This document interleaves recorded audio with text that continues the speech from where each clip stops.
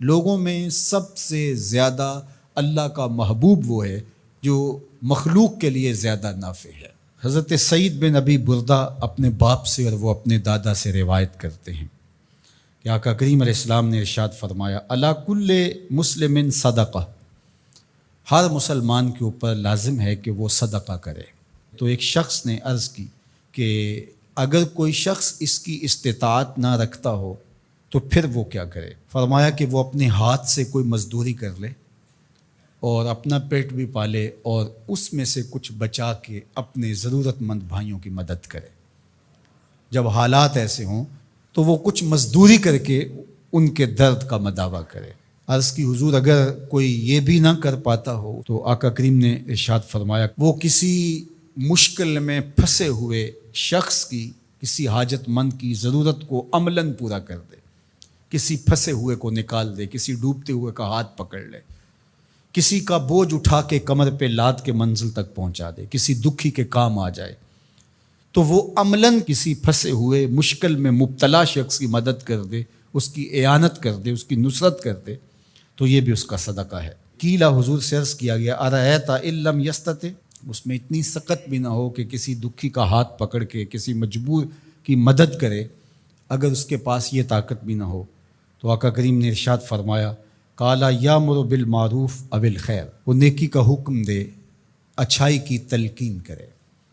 وہ ترغیب تو دے سکتا ہے، لوگوں کو بتا تو سکتا ہے کہ فلاں گلی میں ایک فاقہ زدہ شخص زندگی اور موت کی کشمکش میں ہے، لوگوں اس کی مدد کو پہنچو۔ وہ دہائی تو دے سکتا ہے، وہ شور تو مچا سکتا ہے، اپنے بھائیوں کی مدد کے لیے لوگوں کو تحریض تو دے سکتا ہے، ترغیب تو دے سکتا ہے، ابھار تو سکتا ہے۔ پھر عرض کی گئی ارأیت ان لم یفعل، کہ حضور اگر وہ یہ بھی نہ کر سکتا ہو تو آقا کریم نے ارشاد فرمایا اس کا وجود کسی کے لیے شر کا ذریعہ نہ ہو، اس کا وجود کسی کے نقصان اور ضرر کا سبب نہ ہو، فرمایا فإنہا صدقہ، اس کا یہی صدقہ ہے۔ کسی کو سکھ نہیں دے سکتا تو دکھ نہ پہنچائے، کسی کی مدد نہیں کر سکتا کسی کو دھکا نہ دے، کسی کی خیر خواہی نہیں کر سکتا تو بدخواہی کا مزاج چھوڑ دے، تو یہی اس کا صدقہ ہے۔ اللہ اکبر۔ تو اللہ کے محبوب علیہ السلام نے ہمیں ایک لاحۂ عمل دیا، میں اور آپ دیکھیں کہ ہم ان میں کس مقام پہ کھڑے ہیں۔ اللہ نے اگر ہمیں مال فراواں عطا کیا ہے ہماری ضرورت سے زیادہ، تو ہمیں اس میں سے صدقہ کرنا چاہیے، دل کھول کے صدقہ کرنا چاہیے۔ حضور علیہ السلام نے 3 چیزیں قسم کر کے کہیں کہ میں محمد صلی اللہ علیہ وآلہ وسلم اللہ کی قسم کر کے کہتا ہوں ما نقص مال عبد من صدقہ، صدقے سے مال کبھی کم نہیں ہوتا۔ اور سنو اللہ کے محبوب کیا فرما رہے ہیں، اور میں ان لوگوں کے نام اپنی محبتیں پیش کرتا ہوں جو اس وقت میدان عمل میں موجود ہیں اور گرم موسموں کے تھپیڑے گوارا کر رہے ہیں اور اپنے بھائیوں کے ساتھ مشکل کی اس گھڑی کے اندر، مصیبت کے ان لمحات کے اندر کھڑے ہیں۔ مفلوق الحال لوگ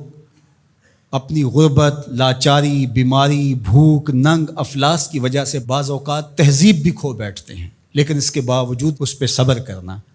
اور ان سے الجھنے کی بجائے ان سے محبت اور شفقت سے پیش آنا۔ ہمارے 3 کارکن زخمی ہو چکے ہیں، پتھراؤ کیا گیا مختلف جگہوں پہ، اور یہ پرسوں تو رینجر نے ہمارے دوستوں کو نکالا، لیکن اس پر تکلیف ضرور ہوئی، لیکن غصہ اس لیے نہیں ہے،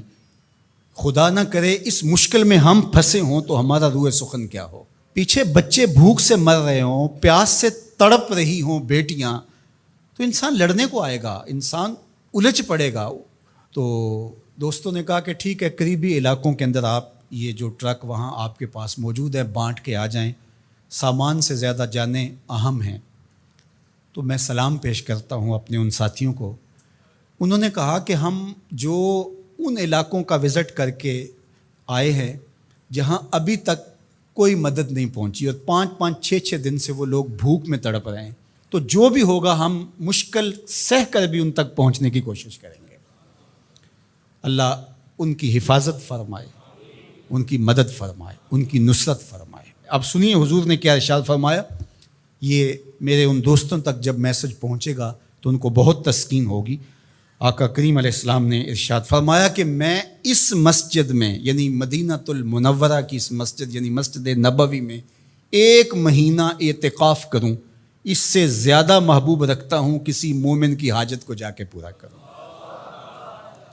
1 مہینہ مسجد نبوی میں اعتکاف کرنے سے زیادہ مجھے یہ پسند ہے، یہ زیادہ محبوب ہے، کسی دکھیے کے کام آ جاؤں، کسی مصیبت زدہ کے کام آ جاؤں۔ تو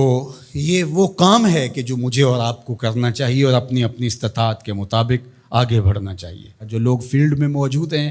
جو لوگ یہاں ان کے لیے کمک بھیج رہے ہیں، جو اپنے اموال سے اور اپنے کردار سے اس کام کے فروغ کا ذریعہ بن رہے ہیں، اللہ سب کو بہتر صلہ اور جزائے خیر عطا فرمائے۔ میں پنجاب، سندھ، بلوچستان اور KPK کی پولیس کا بھی شکریہ ادا کرتا ہوں، بہت جگہوں پہ انہوں نے ہماری مدد کی، اور رینجر کا شکریہ ادا کرتا ہوں جنہوں نے بہت جگہوں پر ہمارے کارکنوں کو حفاظتی حصار فراہم کیا، اور اس وقت بھی وہ ہمارے دوستوں کے ساتھ چل رہے ہیں۔ اللہ سب کو جزا دے، پاک فوج کو قدم قدم پہ خیر عطا فرمائے۔